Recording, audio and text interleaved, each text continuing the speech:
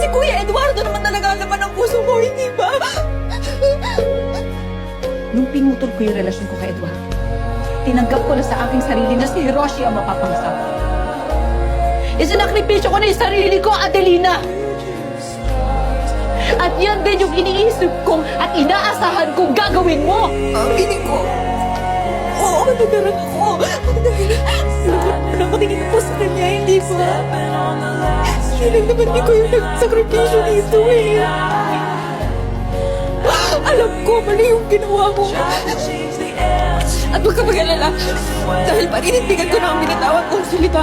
Hindi na ulit ako lalapit kay Hiroshi. Pangako.